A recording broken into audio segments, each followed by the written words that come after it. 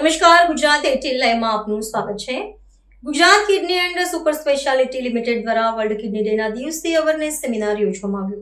Gujarat kidney and super speciality limited દ્વારા વિશ્વ kidney દિવસની ઉજવણી કરવામાં આવી હતી। આ માટે એક પત્રકાર પરિષદની અંદર વિશ્વ કિડની દિવસે એક અવેરનેસ સેમિનાર રાખવામાં આવ્યો હતો। તેની માહિતી આપવામાં આવી હતી। વિશ્વ કિડની દિવસની ઉજવણી દર વર્ષે માર્ચ મહિનાના બીજા ગુરુવારે કરવામાં આવે છે, જેનો ઉદ્દેશ કિડનીના સ્વાસ્થ્ય અને રોગો વિશે જાગૃતિ લાવવાનો છે। આ વર્ષે વિશ્વભરમાં વિશ્વ કિડની દિવસની ઉજવણી 12 માર્ચે કરવામાં આવી છે। કિડનીના રોગો વિશ્વભરમાં 8 કરોડથી વધુ લોકોને અસર કરે છે। તેના મુખ્ય કારણોમાં ડાયાબિટીસ, હાઈ બ્લડ પ્રેશર અને આનુવંશિક પરિબળોનો સમાવેશ થાય છે। ભારતમાં કિડનીના રોગોનું પ્રમાણ વધી રહ્યું છે અને તેના મુખ્ય કારણોમાં ડાયાબિટીસ અને હાઈ બ્લડ પ્રેશરનો સમાવેશ થાય છે। કિડનીના રોગોના લક્ષણો જોવામાં આવે તો પગ, હાથ અથવા ચહેરામાં સોજાવા, હાઈ બ્લડ પ્રેશર હોવું, લોહીની ઉણપ અથવા એનિમિયા, હાડકાની સમસ્યાઓ જેવી કે હાડકાની નબળાઈ।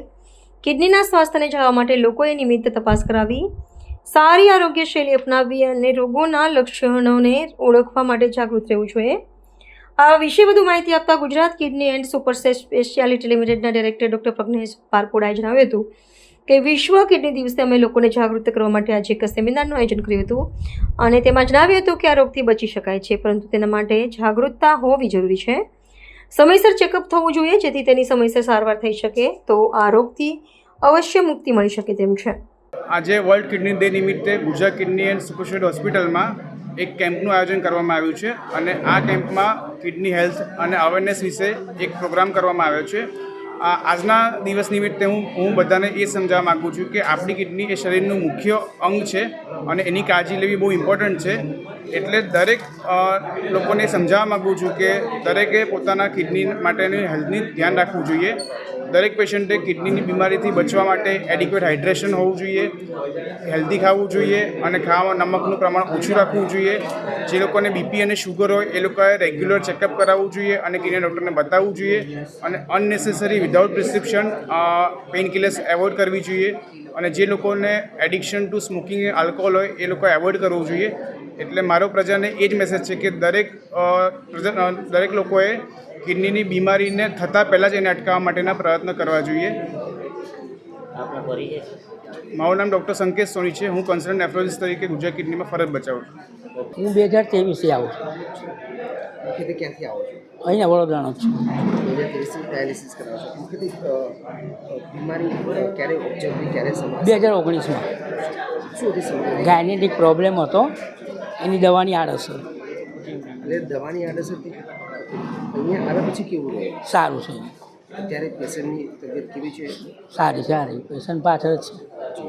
તબિયત સારી છે? શું નામ છે આપણું? રાજેન્દ્ર કુમાર શાહ। હું ગુજરાત કિડનીમાં યુરોલોજિસ્ટ છું। આજથી 2 મહિના પહેલાં અમે એક ટ્રાન્સપ્લાન્ટ કર્યું હતું જેની અમારે માહિતી આપવી છે। એક હિન્દુ પરિવારને સાઉથ ઇન્ડિયનના 2 દીકરા હતા।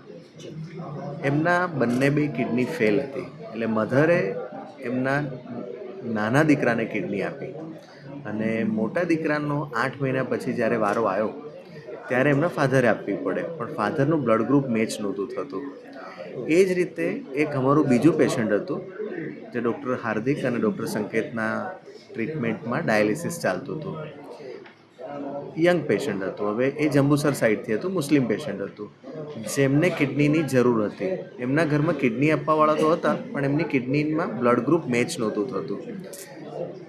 એટલે હિન્દુ છોકરાના ફાધરે મુસ્લિમ છોકરીને કિડની આપી જે પેશન્ટ હતું અને મુસ્લિમ છોકરીના મધરે હિન્દુ છોકરાને કિડની આપી જે પેશન્ટ હતું।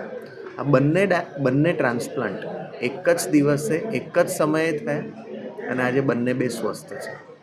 મેસેજ એટલો જ છે કે દરેકે કિડની આપવા માટે આગળ આવવું જોઈએ। પોતાના સ્વજનને જરૂર ના પડે તો કંઈ વાંધો નહીં, પણ કેડેવરમાં જ્યારે આપણે જઈએ ત્યારે પણ ટ્રાન્સપ્લાન્ટ પ્રોગ્રામને પ્રમોટ કરવો જોઈએ। હું ડૉક્ટર પ્રજ્ઞેશ યુરોલોજિસ્ટ છું। ડૉક્ટર હાર્દિક ગજેરા સિનિયર ટ્રાન્સપ્લાન્ટ ફિઝિશિયન એટલે નેફ્રોલોજિસ્ટ કહેવાય અને ડૉક્ટર સંકેત સોની એ પણ નેફ્રોલોજિસ્ટ કહેવાય। Thank you.